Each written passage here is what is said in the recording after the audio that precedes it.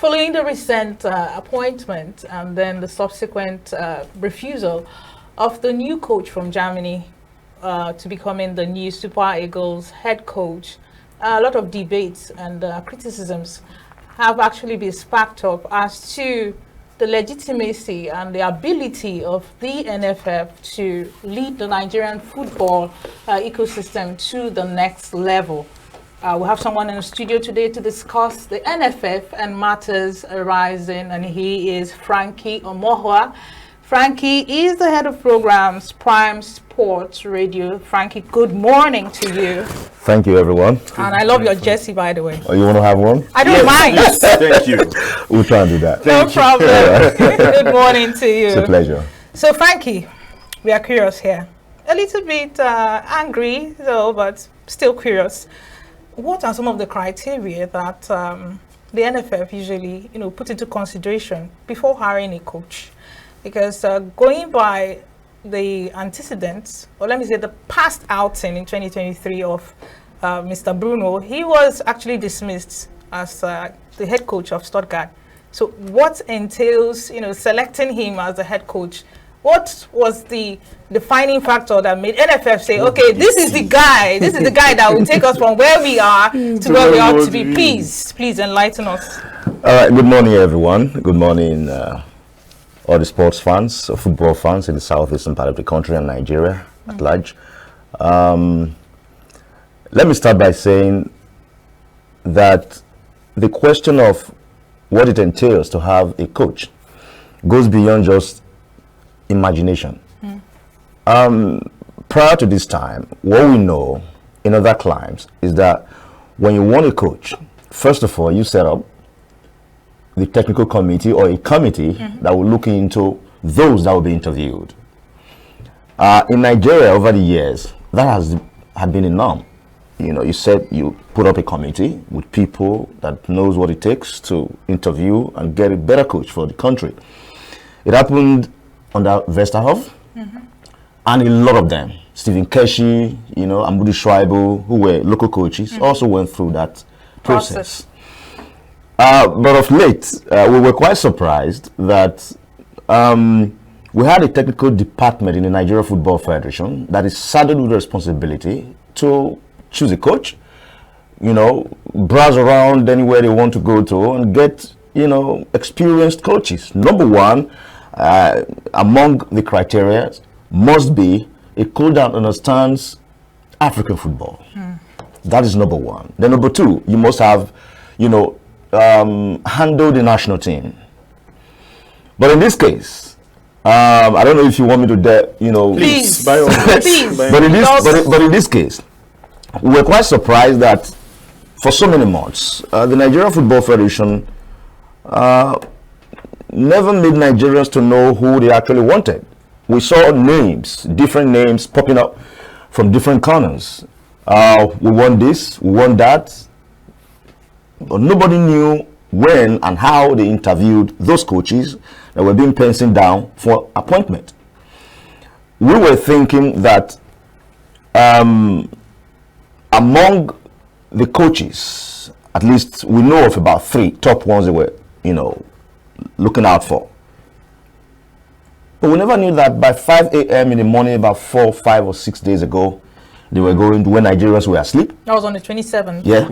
When Nigerians were asleep, they, announced a new coach for the country. It reminds me of another announcement that was made while Nigerians were asleep.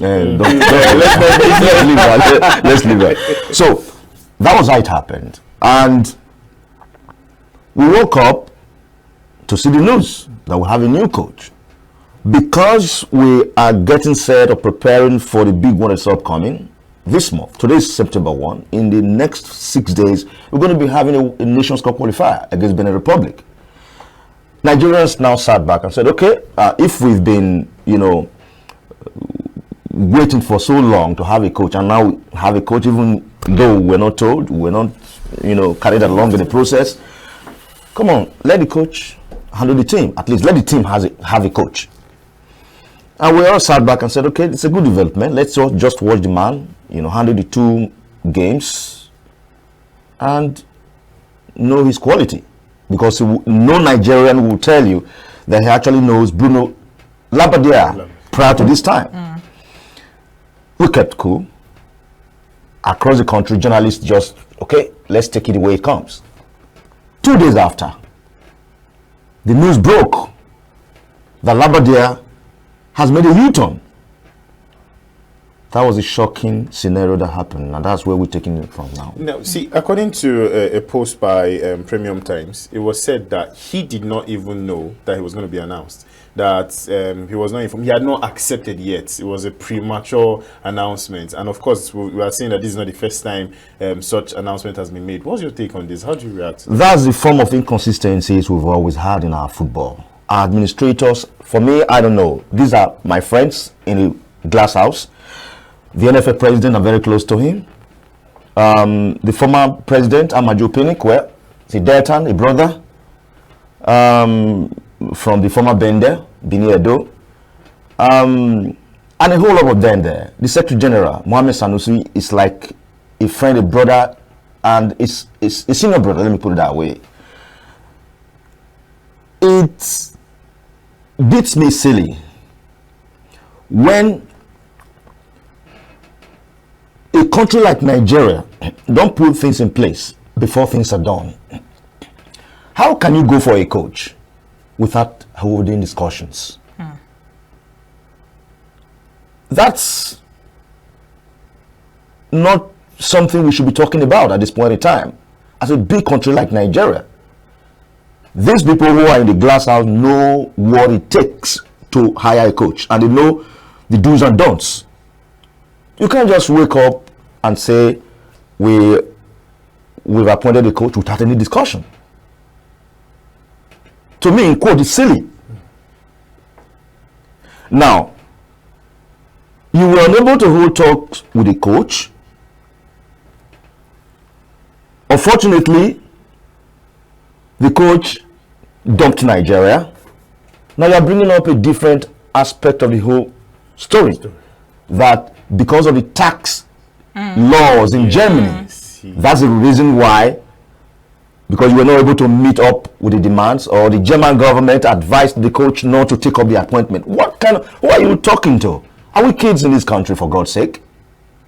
I felt that was lack of technical know-how from the technical department handled by Austin Egwavoin in the Nigerian Football Federation. Then, from the administrative part of the Nigerian Football Federation, the NFF president should have known that this is what was happening. Why allow this confusion and controversy to come up again when we're preparing for a big game against Benin Republic? This is the question. Now, the narrative about the tax issue. Can you give us an in-depth detail or explanation as to what are the things that are really involved in this tax issue, rather? You know, because they just quoted tax issues as the problem for causing him to, retract on the whatever contract that they had. So what are the details of this tax? The main issue is the tax issue was just a bait that the Nigerian Football Federation just wanted to use to cover up issues. The first thing in the whole controversy that is happening right now is that the coach wasn't even given accommodation in the first place. No accommodation. Those he was supposed, because he was supposed to have his own backroom staff. Okay, let me understand this. He came to Nigeria. He hasn't even been here. He has not even arrived in Nigeria. So what's with the accommodation issue now? But when a coach is coming, you must arrange. Those are some of those things you must put in place. Logistics. All right. But these things were not discussed.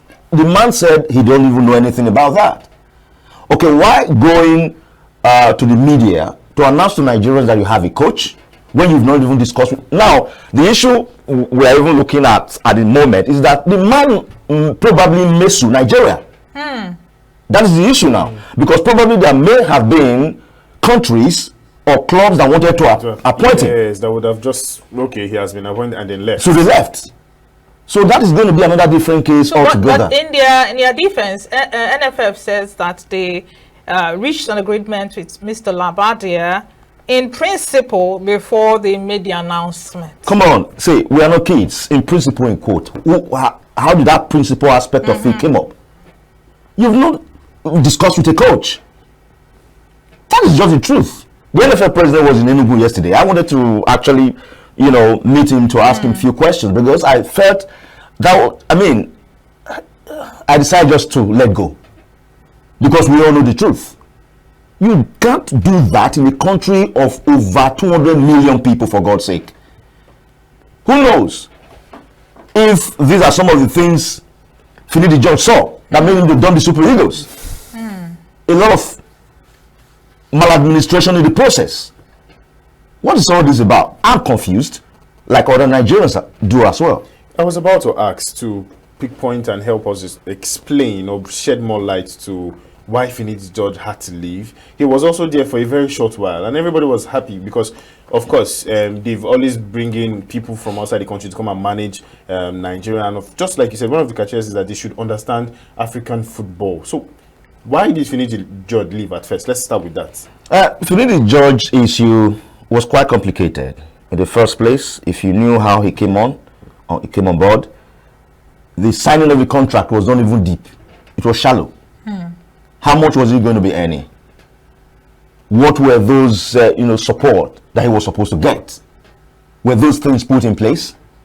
I begin to imagine if Austin Eguavoen, who is the technical NFF technical department chairman, has a hand in that Finidi's issue. Do you think it's political as well? That's it. That's what I'm trying to say. Because there's a cabal that works behind the scene. That's the truth. We must tell ourselves the truth. Because anytime, anywhere I go, probably that's the reason why you don't even want to see me in the NFF. Because I'll definitely blow hot. There's a cabal that works behind closed doors. But to what end? To what benefit? This is it.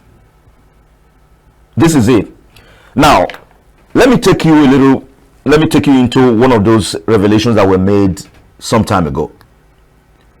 Our former defender, Taribo West, revealed that in the national team, people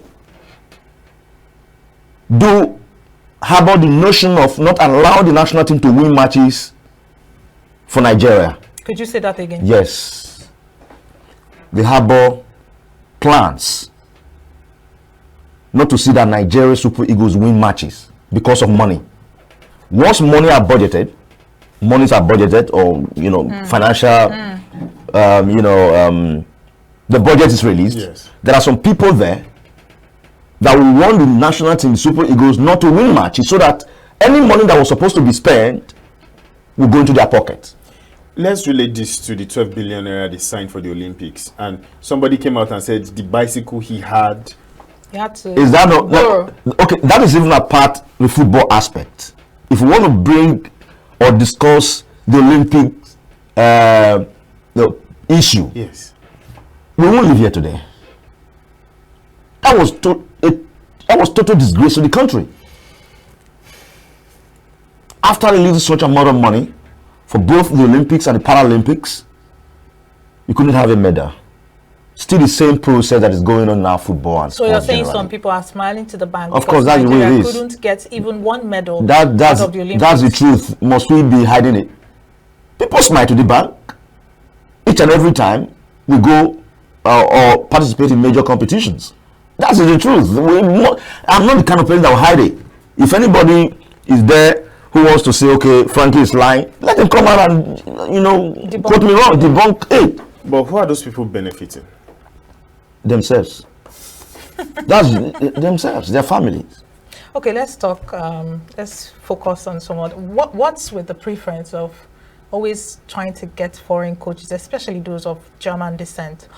Why is it that the NFF cannot concentrate on our local coaches and bring them up to speed and have them? Because you mentioned one of the criteria as someone being able to understand our local football.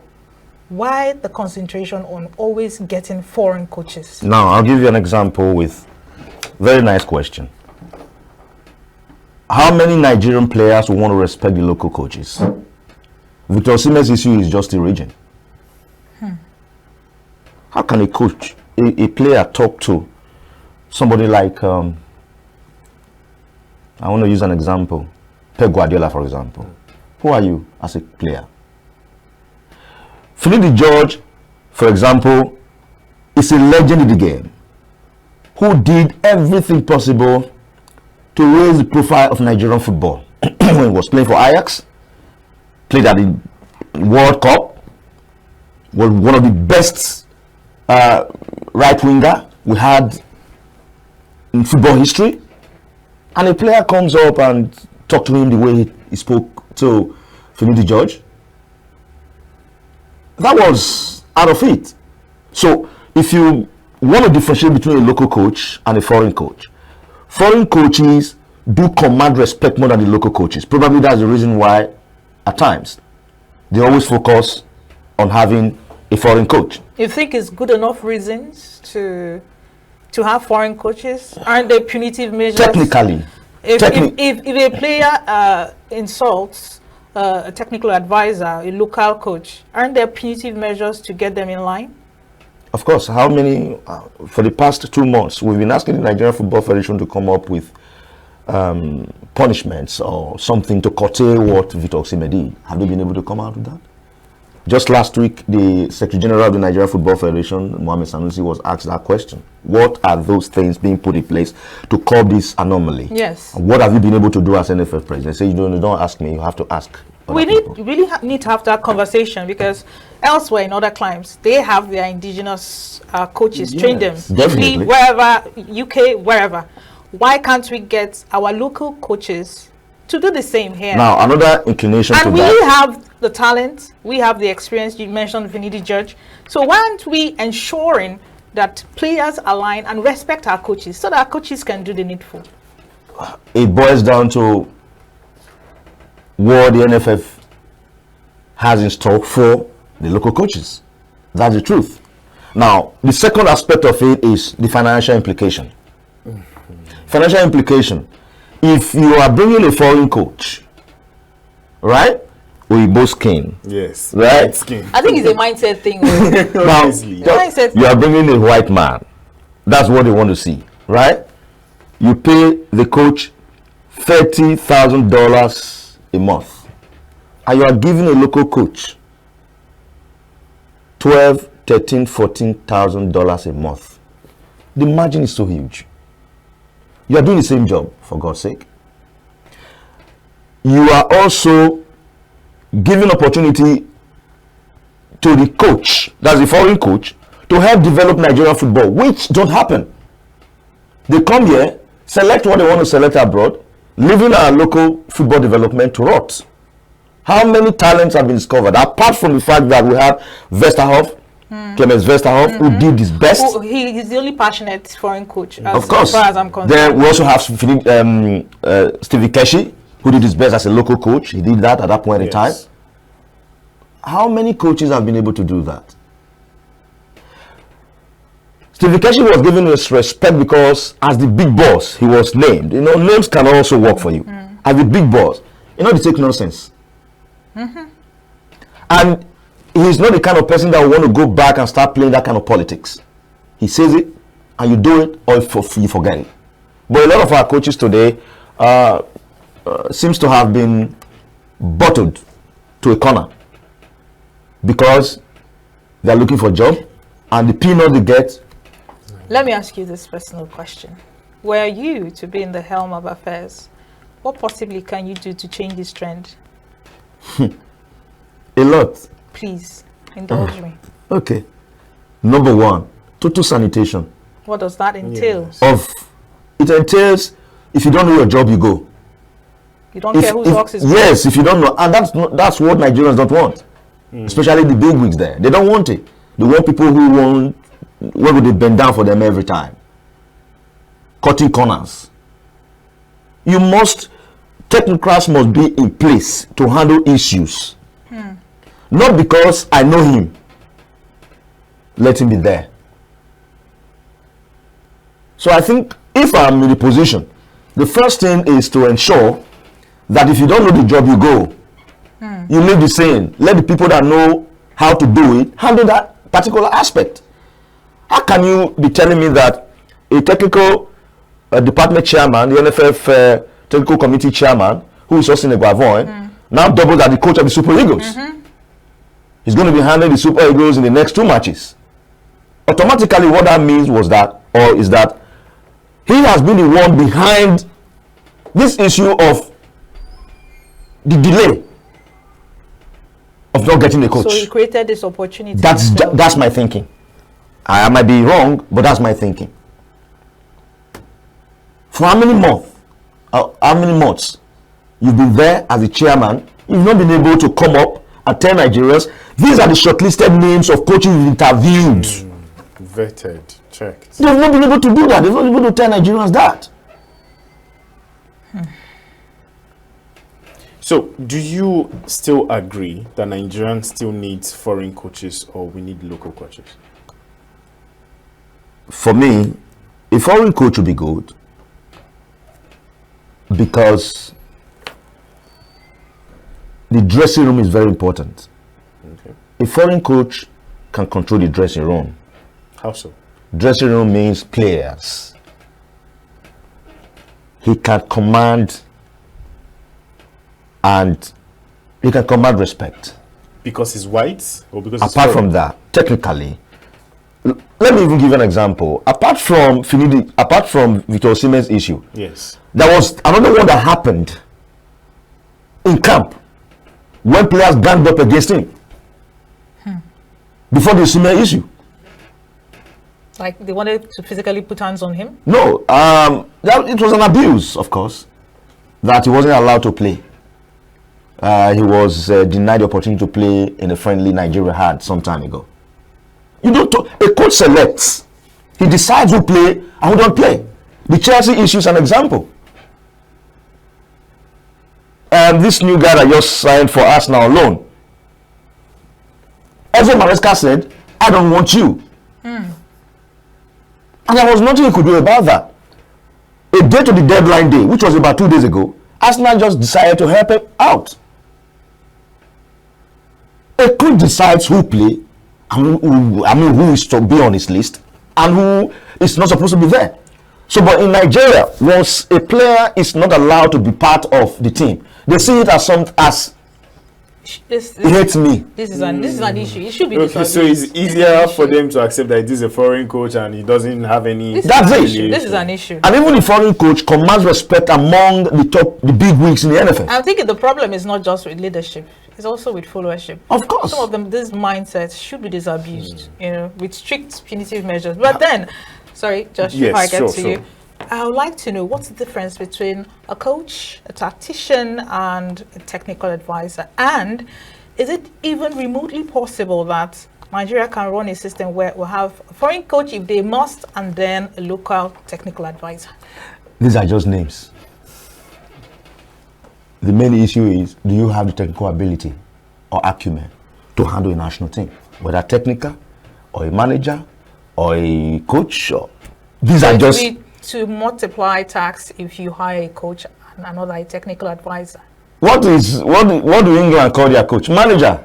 Have you heard that England is calling the technical advisor? No.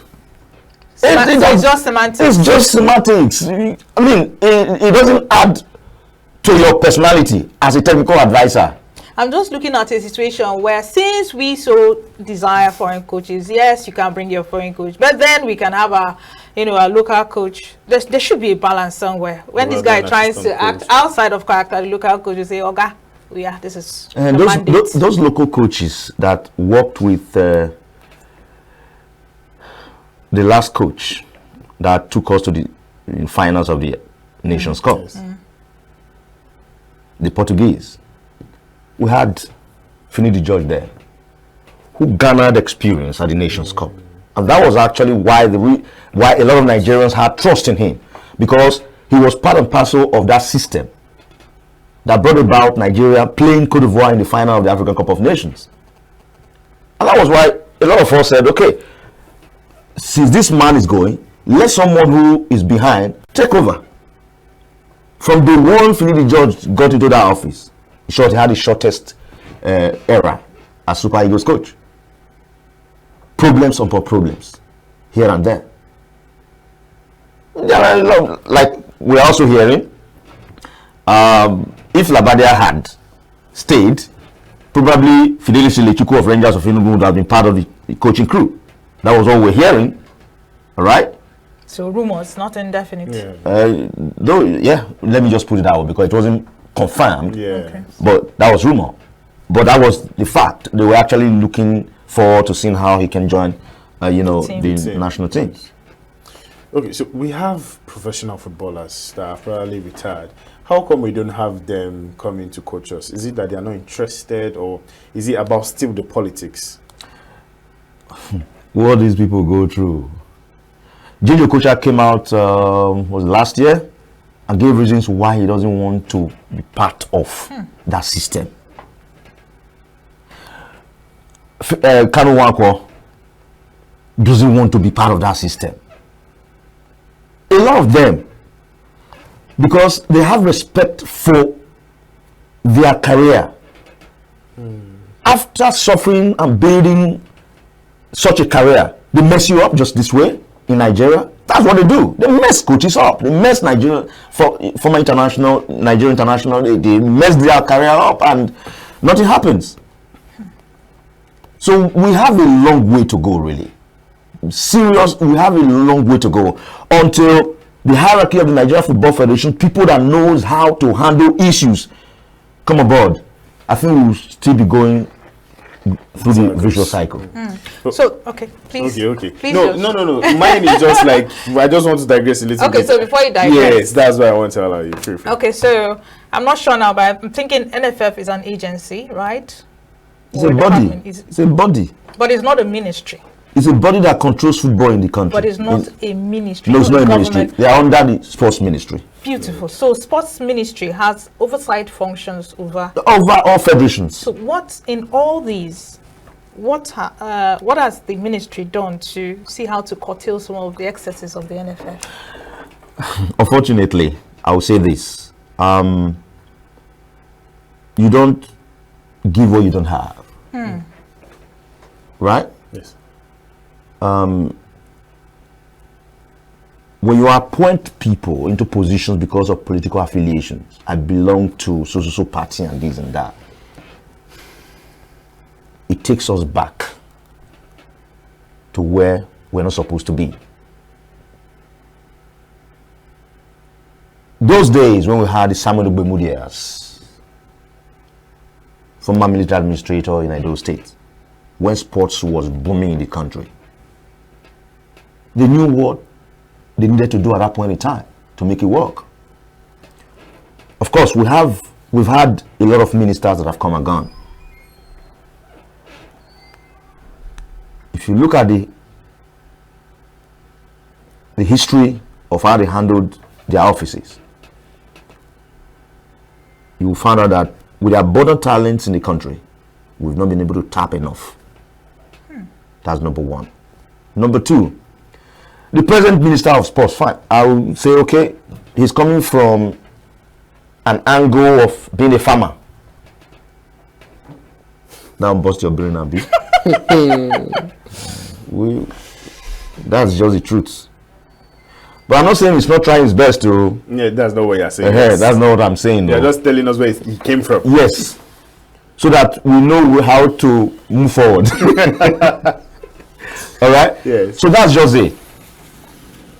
The main issue is that we've downplayed what Nigeria is supposed to have because of politics.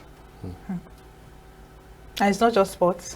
Not sports anymore. Sports is also politics, but we have sports politics. But the Nigerian aspect of it is that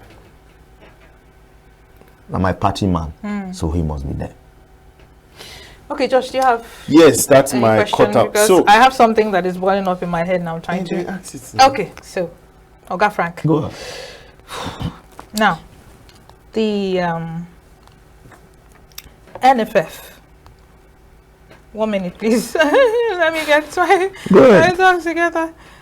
So the NFF, you've alluded so many times sitting here that there are no blueprints, there are no evidence to show that these guys are going through a particular process and they are carrying people along with the processes. For example, the hiring of the coach that just declined. But then, from your experience and interactions with some of these guys, what do you think are some of the immediate strategies they are employing, seeing that we have a tournament coming up, a month ahead from now? Osinagwa won't handle the next 2 matches.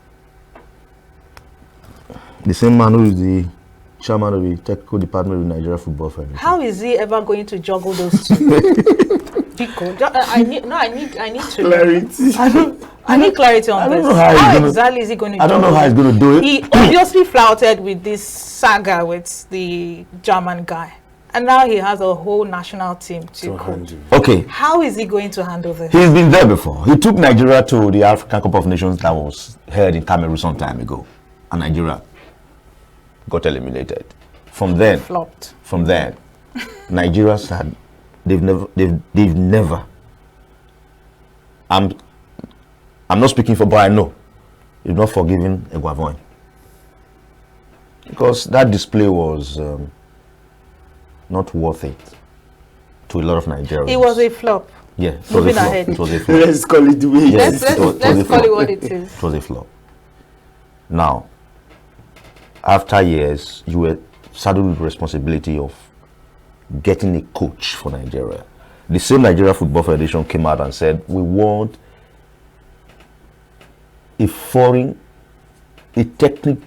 someone who is technically balanced. Grade A coach for Nigeria. When we heard that, we said, okay, probably these people want to change the scenario now, which is better for the country. And we started hearing names of coaches. Until this. For the very first time, okay, you want to appoint a coach that doesn't even know a national team setup in Africa. Labadia. No, it's surprising. And it's not a pleasant surprise, by the way. At all. Not a pleasant one at all. And so, I just pray for Nigeria. I don't know what we're going to do against Benin Republic. Because we have Gernot Rohr, who was the former Super Eagles coach, and a German as well, who is going to lead Benin Republic against Nigeria. Now, talking about Germany, So is there, sorry Josh, is there some bilateral agreements with Jam that we don't know about, between German Nigeria coaches, and Germany? Why must they have to be German coaches all the time? I don't know What's about the preference with Germany? I don't know about if we have bilateral agreement. Which is why I'm asking. I don't know about that, but Yes. probably things just happen the way it happened. I mean, there are Spanish coaches. I want to ask, so what's the process in picking, let's even assume that, okay, fine, we want to go with the foreign coach. So what are the process involved in picking a good foreign coach? I know money should not be the problem. I said, Nigeria apart from money, yes. I said it before, Yeah. that coach must have the knowledge of African football. Gernot Rohr was in Africa. He handled a lot of African countries before Nigeria, engaged him. Jose Pesero had a little bit of African football system, but for Labadia, I don't know. He was only a club Nobody coach. seems to know. He was only And he a was club even coach. sacked.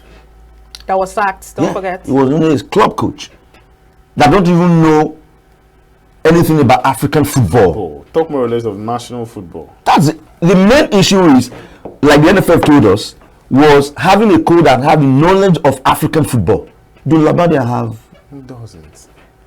Okay, so now to that my digression, what's your take on Osimhen's move instead of going to Chelsea? I know you can't resist. Napoli has told him that he's not going to be part of the first. Yeah, they've taken the number 9 from him, giving it to Lukaku, and Lukaku scored a brilliant goal yesterday. Yes. And Osimhen's issue is confusing at this point in time.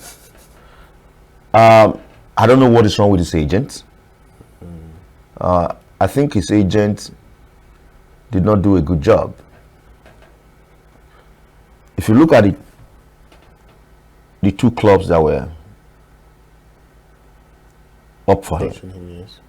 Al Ali in Saudi Arabia and Chelsea. Osimhen felt his take home at Napoli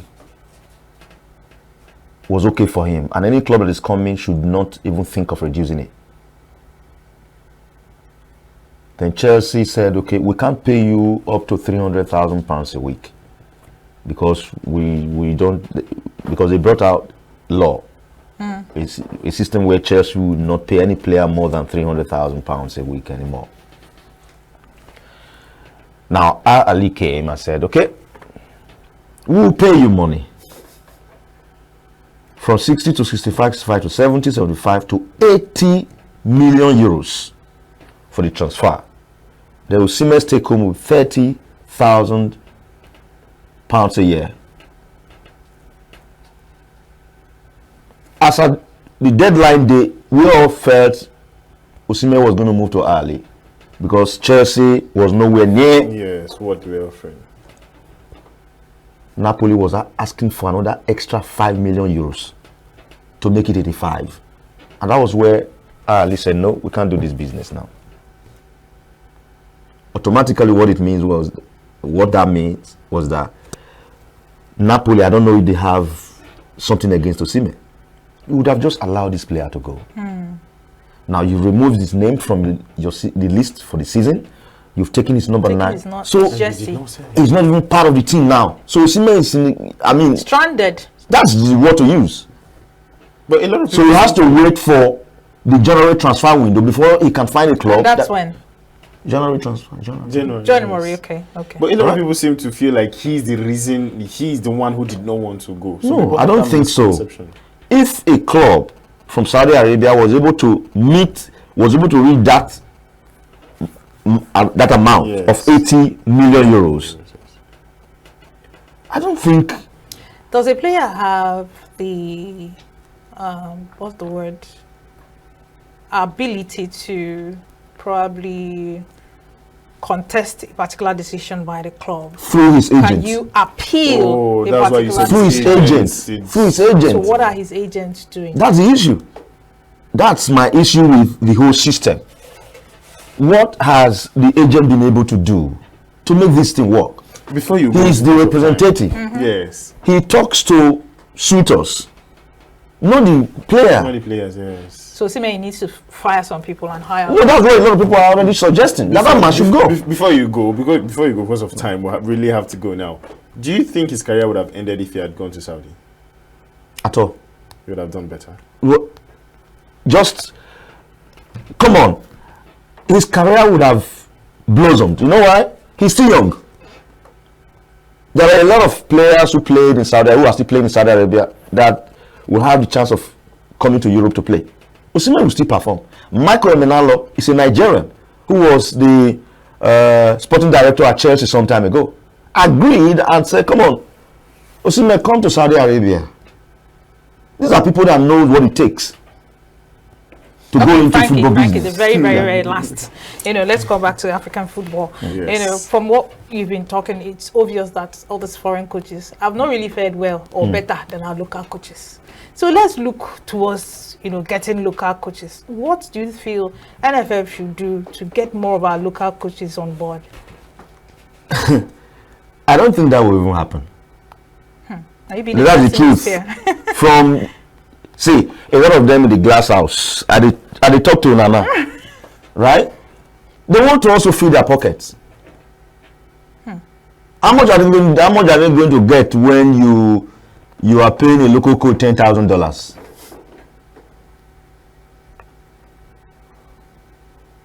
Then somebody will they bring out a list for them. That's even the most annoying aspect of the whole issue. Is the Nigerian Football Federation supposed to be the body or the body that will release the list? Tell Nigerians the players that will be invited? A coach does that. But some people behind sneak in players into the list. It's been happening. So, See, if we want to discuss Nigerian football here, Telling you, the thing man. is just. Straight up. Thank just- you. Frankie Omokwa, it's been a pleasure. Actually, I don't want to let you go. Why? That's We have plenty something to I have to talk about. But incidentally, we do have to let you go because of you. time. Thank you so much. And I'm glad our viewer is glad you came Thank you. into the studio today. So our discussion continues. If you feel you enjoyed our discourse so far, wait until our next discussion. So don't go anywhere. When we come back, New Day continues.